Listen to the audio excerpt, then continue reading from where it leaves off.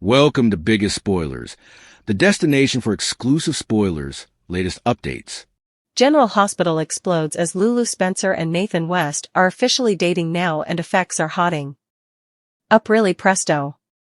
One date and they're hitting the waists. But there might be a Nathan twist coming that could rock Lulu's boat. We're going to talk about another leak from our veritably dependable source. I mentioned this leak in passing about a month ago. And with a bunch of others. But now that we've got some further word on Nathan and Lulu, I want to really talk about it. Nathan and Lulu's first official date on General Hospital during that big blizzard. Flashback that mega hit Port Charles in late January. Lulu and Nathan were searching for Charlotte Cassadine. They got stranded and they participated that first passionate kiss and conceded their developing passions for each other. And of course, Lulu's solicitude was they would be betraying Maxie Jones and that she'd lose her stylish friend. But Lulu was honest with Maxie and reminded her that she chose Damian Spinelli.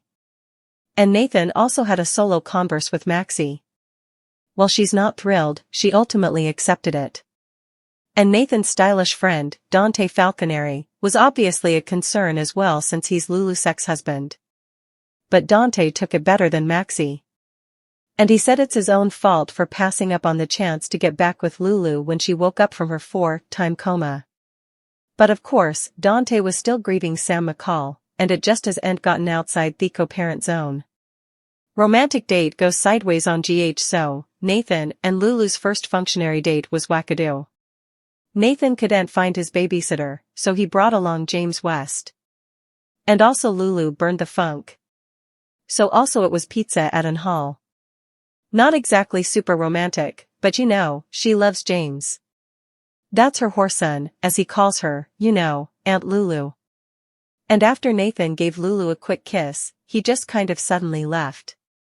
But also chemistry spontaneously burned and Nathan rushed back to the door. And also Lulu rushed down to him and he dipped her up and also took her upstairs. So, they're in the wastes this week. But General Hospital spoilers also say that they get intruded. Hopefully not for too long. But in the end, there's all these questions though that are lurking. And before Lulu can really give her heart to Nathan, she may need some answers. She's a journalist. She likes information. Lulu may probe Nathan's missing 7 times on General Hospital and the leak we reported a month ago. Said that Lulu would put on her investigative journalist chapeau and dig into the riddle of Nathan's missing 7 times. So, Lulu wants to know where he was, what happened to Nathan, and why he can't flashback anything. But of course, if Lulu goes poking, that could put her in grave peril. Especially because we've some reservations about what happened to Nathan and who's behind this. GH suckers knew from the moment he came back. Commodity was relatively right. However, Lulu set up him, but didn't see his face and just called 911, if you flash back. And Nathan had no ID on him, and it looked like he was fleeing from someone or Commodity and the auto he was in had apparently been destroyed in Mississippi. So, no valid articulation or anything. And also he said he'd no memory of the last 7 times, but at the same time sounded impeccably healthy. General Hospital no one wants to probe Nathan's lost 7 times and since also, what's crazy is Liesl Albrecht and Dante and Nathan himself haven't really dug into it. As for Britt Westbourne, I suppose she knows Commodity about where Nathan's been. Britt sounded authentically kind of spooked of Nathan at first and she originally didn't want James to meet him. And of course, Nathan, if it's really him, is super nice and a gentle Joe. And he and Britt were veritably close. So, it just didn't each make sense. She should have been absolutely thrilled that Nathan was alive. So, write down, enough sure that Britt knew it, right? Is this really Nathan or someone differently? So, Nathan might have notoriety's recollections inside his brain or perhaps the WSB had him and pulled Commodity shady like the kind of programming they did on Dante times ago. Perhaps there's a Cassadine leak. But I tend to suppose this is more back to kind of WSB stuff, but the shady side, not the legal side. And veritably soon, I suppose Lulu is going to decide she needs to know more and she's going to find out. She might not indeed tell Nathan that she's looking for answers about his missing times. Lulu may start allowing about the strange effects like during the blizzard when Nathan said his pater made him study the periodic table and he still remembers it. That makes no sense. He was raised by a businessman, Nina Reeves Pater. Not a scientist. General Hospital Major Faison Clue. Meanwhile, Nathan's bio father, Caesar Faison, absolutely was a scientist, a sick, crooked scientist, but still. And he did all that memory mapping stuff. And with Britt revivified by people who have a close tie to Faison, you could nearly say an obsession on him, it makes sense that Lulu might find out that Nathan's rejuvenation is linked back to those same people. Lulu's investigative chops might lead her to be suitable to annul Nathan's trip that first brought him to Port Charles. Lulu could dig in and find business cam footage, if he took a risk road or was on a ferry. They generally have records of markers that come on. They videotape them. Nathan easily jumped into that truck and ran from wherever he was held and Lulu set up him after he crashed. So, if there's commodity going on with memory mapping, for a case, Nathan might have lost control and also the other person's recollections caught him and, was like, oh, I'm behind the wheel of the auto. And they caused the wreck. We talked the other day about the red flag about Nathan forgetting how to play baseball despite the history as an amazing power mega hit. Plus, his lack of interest in Maxie is kind of problematic and a red flag. Lulu may launch digging after getting intimate on General Hospital and I suspect that Lulu getting intimate with Nathan this week is what really starts her thinking. Lulu is letting Nathan into her bed. That means him being in her house indeed more now than he was ahead and into her kitties' lives. Plus, Maxie just said she was stupefied that Nathan got over her in just 6 months. So, Lulu may want to know what happened those missing 7 times. That might be the reason he was lukewarm on Maxie because I'm sure that Lulu doesn't want to fall hard and also wind up agonized. So, asking questions about Nathan's missing times makes perfect sense. The leaker said that Lulu starts probing and easily, with Nathan's incident, this was a benevolent rejuvenation and hijacking. Notoriety had Nathan within docket and I suppose meddled with his head like literally. And Lulu's done this kind of thing ahead. Not that long agone. She dug into Brooklyn Quartermain's history to prove she and Dante were Gio Palmieri's memoir parents. And that blew up in Lulu's face in a big way. And everything came out in the worst possible way. Lulu's investigation could put her in danger on GH so, if Lulu starts a secret disquisition into Nathan's history, commodity analogous could be. There's emotional peril for Lulu because she might lose Nathan or indeed Maxie. There may also be physical peril because if Ross Cullum or Jen Sidwell is involved in Nathan's missing times because of their obsession on the family Faison, they're a peril. Heck, Sidwell put Maxie in a coma and Cullum firebombed Michael Corinthos while aiming for Sonny Corinthos. So, depending on what Lulu finds out, this could go badly. However, that might make them furious with Lulu, if Nathan's notoriety differently because of memory mapping. They might hurt her. The real Nathan may still want Maxie. That would be heartbreaking.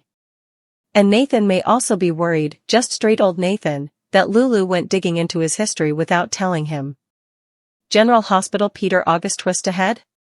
We still could have a Peter August twist in this because Britt and Nathan were both Faison's kitties that failed and revivified.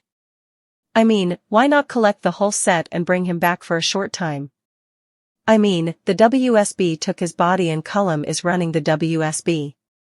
And I'm no addict of Peter, although I'll admit that he's relatively hot. But people have talked about there's a height difference between Peter and Nathan. They ignore stuff like that on detergents, like when people wear masks and it's like, oh, your voice is magically changed, So, plastic surgery, copying mask, commodity. Faison and Liesl Albrecht both used a veritably realistic mask to feint her as Anna Devane and him as Duke Lavery back in the day. I suspect that Lulu is going to start probing soon. But I suppose it's going to be another month before she finds commodity on Nathan's missing times just in time for May sweeps that kicks off on April 23rd. I anticipate Lulu to dig up commodity absolutely stunning about Nathan's death and 7 times of prison that will change everything on General Hospital. In the emotionally layered world of General Hospital, moments of tenderness often arrive quietly, wrapped in vulnerability rather than spectacle. One such moment unfolds when Nathan gently carries Lulu upstairs to her bedroom, a scene that is less about physical action and more about emotional resonance, trust, and the fragile boundaries between care, affection, and unspoken longing.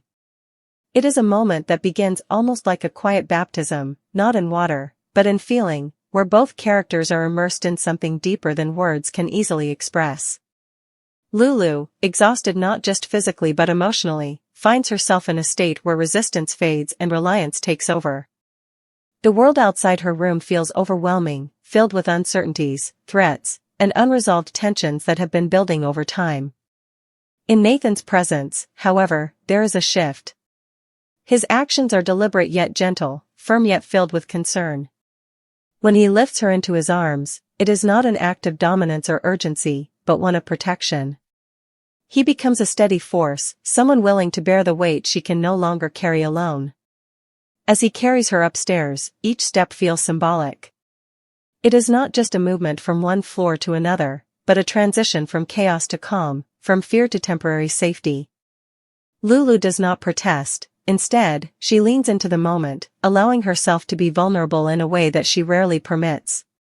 Her trust in Nathan is evident, not declared in words, but shown through her stillness, her acceptance, and the quiet way she allows him to guide her.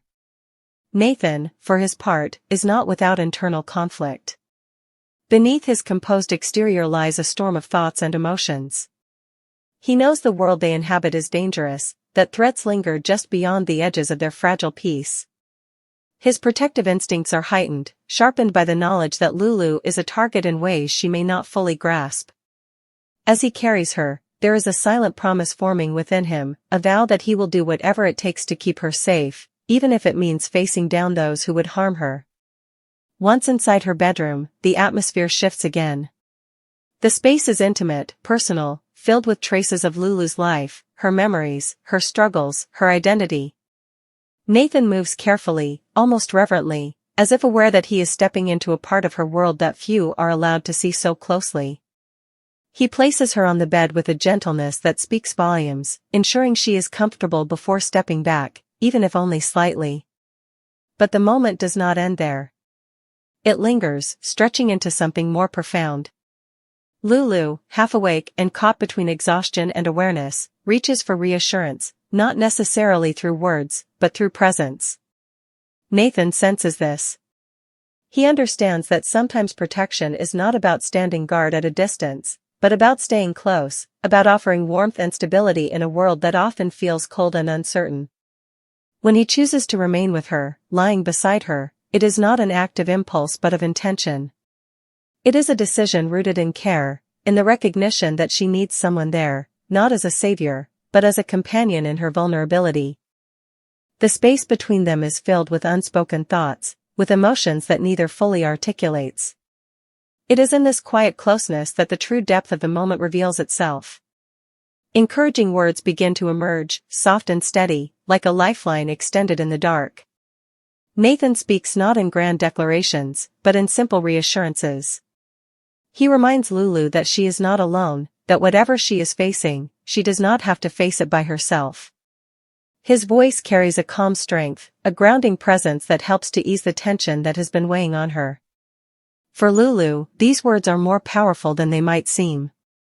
They cut through the noise of her fears, offering clarity and comfort in a way that nothing else can.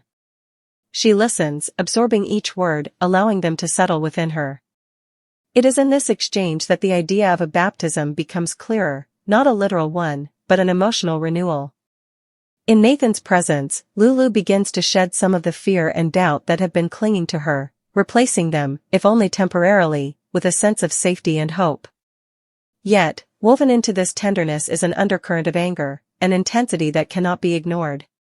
Nathan's protective instincts are not passive, they are fierce, fueled by a determination to confront anyone who poses a threat to Lulu. While his words to her are gentle, there is a different tone when he speaks of those who might harm her. His voice hardens, his resolve becomes unmistakable. There is a quiet fury in him, a readiness to act if necessary. He does not make empty threats, Instead, his words carry weight because they are backed by intention. He makes it clear, whether directly or through implication, that anyone who dares to put Lulu in danger will have to answer to him.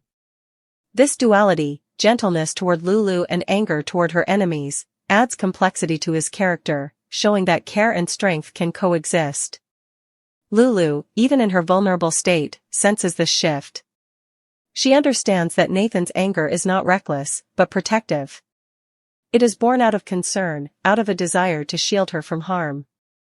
At the same time, she may also feel a flicker of unease, knowing that such intensity can lead to dangerous consequences.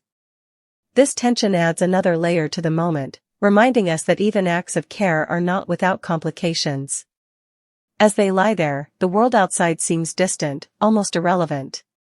Time slows, allowing them to exist in a space that is both fragile and meaningful. It is in these quiet moments that connections are deepened, that bonds are strengthened in ways that dramatic confrontations cannot achieve. Their closeness is not defined by physicality, but by emotional presence, by the willingness to be there for one another without pretense. The scene also highlights the broader themes that run through General Hospital, themes of trust, resilience, and the constant interplay between danger and safety. Characters are often forced to navigate situations where the line between right and wrong is blurred, where decisions must be made quickly and consequences are unavoidable. In this context, moments like this one stand out as reminders of what is at stake, not just lives, but relationships, connections, and the human need for understanding. Nathan's actions, while simple on the surface, carry significant weight. By choosing to stay with Lulu, to offer comfort and protection, he is making a statement about who he is and what he values. He is not just reacting to a situation, he is actively shaping it, creating a space where Lulu can find some measure of peace. For Lulu, this moment may serve as a turning point. It offers her a chance to rest, to regain her strength, and to reconsider her circumstances from a place of relative safety. The encouragement she receives, combined with the knowledge that someone is willing to stand by her, may give her the courage to face whatever challenges lie ahead. At the same time, the looming threats that Nathan alludes to cannot be ignored. His anger, while controlled, hints at conflicts yet to come. The sense that danger is still present, waiting just beyond the edges of this quiet moment, adds a layer of suspense that keeps the narrative moving forward. It reminds us that in Port Charles, peace is often temporary, a brief pause before the next storm. Ultimately, this scene is not about grand gestures or dramatic declarations. It is about the small, meaningful actions that define relationships, the willingness to carry someone when they cannot walk on their own, to stay when it would be easier to leave, to speak words of encouragement when silence might feel safer. It is about the balance between tenderness and strength, between care and confrontation. As the night settles around them, Nathan and Lulu remain in this shared space, suspended between vulnerability and resilience. The moment may pass, as all moments do, but its impact will linger. It will shape how they see each other, how they respond to the challenges ahead, and how they navigate the complex world they inhabit. And in the ever-evolving narrative of General Hospital, it is these moments, quiet, intimate, and deeply human, that resonate the most, reminding us that even in the midst of danger and uncertainty, connection remains a powerful force.